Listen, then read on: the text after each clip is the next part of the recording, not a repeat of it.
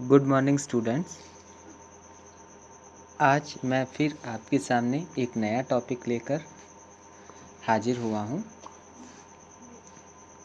आज मैं आप लोगों को TURP करवाऊँगा और मैं आप लोगों के सामने TURP करवाने जा रहा हूँ। इसकी फुल फॉर्म या एब्रीवेशन मैं आपको अभी बता देता हूँ। Trans urethral resection of the prostate. TURP की फुल फॉर्म है trans urethral resection of the prostate. अब स्टूडेंट्स हम आगे TURP के बारे में पढ़ेंगे कि इसके साइन एंड सिम्टम्स क्या हैं, आप लोग इसके बारे में किस तरह से ये किया जाता है और इसका प्रोसीजर क्या है। सबसे पहले तो हम लोग TURP के बारे में थोड़ा सा जान लें कि ये होता क्या है। तो चलिए ज़्यादा समय ना ख़राब करते हुए हम अपने आज के मेन टॉपिक पे आते हैं। TURP। The prostate is a small gland in the pelvis only found in man। ये जो प्रोस्टेट ग्लैंड होता है या प्रोस्टेट होता है ये सिर्फ ओनली फाउंड इन मैन में, यानी कि सिर्फ ओनली आदमियों में देखा जाता है। It is located between the penis and bladder and surrounds the urethra, the tube that carries urine from the bladder to the penis। आप लोगों को यहाँ तक TURP का क्लियर हो गया होगा। अब हम TURP के बाद आगे जानेंगे कि इसके साइन एंड सिम्टम्स क्या हैं। तो चलिए आप लोग नोट कर लीजिए। Symptoms that may improve after TURP include. अब जो इसके सिम्टम्स हैं उसके बारे में जान लें। फर्स्ट सिम्टम्स है प्रॉब्लम स्टार्टिंग टू यूरिनेट, और ये फर्स्ट प्रॉब्लम जो है यूरिनेट में आपको प्रॉब्लम क्रिएट करती है। Second, a weak urine flow और स्टॉपिंग एंड स्टार्टिंग, और सेकंड आपके यूरिन पास आउट में ये प्रॉब्लम क्रिएट करता है। Third, having to strain to pass urine, और ये आपके यूरिन को स्ट्रेन टू पास करता है। नेक्स्ट है a frequent need to urinate, और ये आपकी फ्रीक्वेंट नीड यूरिनेट को शो आउट करता है। Waking up frequently during the night nocturia, यानी कि जो आप लोग waking of frequently during the night to urinate, that's called the नॉक्ट्यूरिया।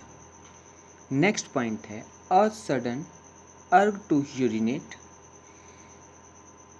इसके अलावा अगर हम बात करें being unable to empty your bladder fully, तो ये आपके सिम्टम्स थे। ये ज़्यादातर आपके यूरिनरी ब्लैडर और जो है कि आपके यूरिनरी सिस्टम से रिलेटेड प्रॉब्लम क्रिएट करते हैं।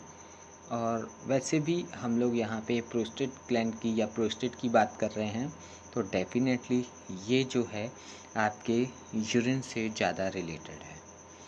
अब आगे हम लोग अगर बात करें कि हाउ TURP इज़ परफॉर्म, कि हम इसे कैसे परफॉर्म करेंगे, तो सबसे पहले हम जान लें TURP is carried out using a device called a resectoscope. जो TURP में कोई भी डिवाइस यूज़ किया जाता है उसे रिसेक्टोस्कोप कहा जाता है।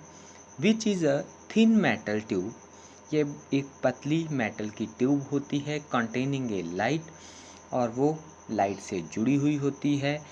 Camera and loop of wire, उसमें कैमरा अटैच होता है और साथ में लूप ऑफ वायर की पोजीशन होती है। This is passed along your urethra until it reach your prostate, जो कि आपके प्रोस्टेट तक पहुंचता है।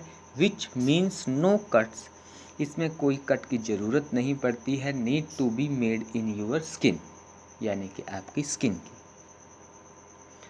अब आगे हम लोग, ये तो आपका परफॉर्म था। TURP इज, जैसे कि अभी हमने पढ़ा, जो इसमें TURP में यूज़ किया जाता है उसे रिसेप्टोस्कोप कहा जाता है। याद रखें, रिसेप्टोस्कोप एक शॉर्ट क्वेश्चन में ये क्वेश्चन पूछा जा सकता है कि TURP is a carried out using a device called a dash, तो आप लोग इसका आंसर रिसेप्टोस्कोप देंगे। अब आगे अगर हम बात करें, the loop of wire is then heated with an electric current and used to cut away the section of your prostate causing your symptom। अगर इस तरह से ये जो लूप ऑफ वायर होता है, इसमें जो है हीट पैदा की जाती है इलेक्ट्रिक करंट के जरिए, to cut away section of your prostate causing your symptoms। According to symptoms, a thin tube called a catheter is then inserted into your urethra to pump fluid into bladder and flush away piece of prostate that have been removed। और इस तरह से आपके जो flush away pieces होते हैं वो have been removed, उसे रिमूव कर दिया जाता है।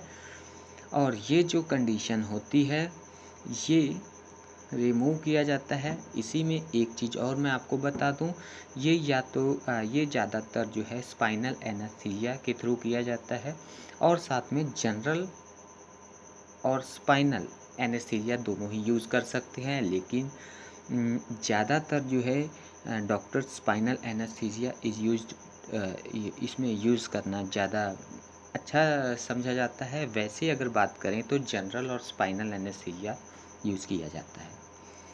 अब आगे हम लोग बात करें रिकवरिंग फ्रॉम TURP, किस तरह से पेशेंट रिकवर होता है। तो सबसे पहले you will usually need to stay in hospital for 1 to 3 days after your operation. अगर किसी पेशेंट का TURP का ऑपरेट होता है तो वो कम से कम 1 से 3 दिन तक ऑपरेशन के बाद हॉस्पिटल में एडमिट रहता है। और उसके बाद अगर हम लोग बात करें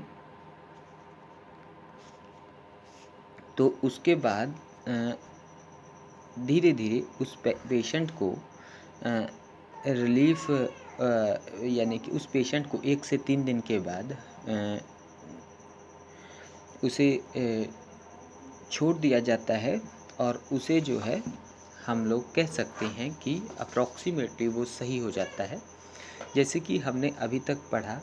और लेकिन जो वेटेड वर्क्स होते हैं या टोटली वर्क जो है किसी पेशेंट को TURP के बाद नहीं करने की सलाह दी जाती है डॉक्टरों के ज़रिए, और यह TURP होता है वैसे 1 से 3 दिन के अंदर, ऑपरेट होने के बाद 1 से 3 दिन के अंदर उसे या 3 दिन बाद उसे रिलीफ कर दिया जाता है, और उसे हॉस्पिटल से डिस्चार्ज कर दिया जाता है और वो वापस जा सकते हैं। तो ये आपका TURP का जो टॉपिक था वो आज कंप्लीट हुआ, और इसी के साथ आप जो है इस टॉपिक को नोट कर लें ताकि आपको कोई प्रॉब्लम ना आए।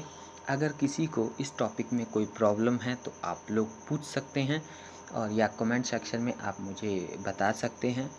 और मैंने अपने तरफ से कोशिश की है कि आपको सिंपल वर्डिंग में अच्छे तरीके से बताया जाए।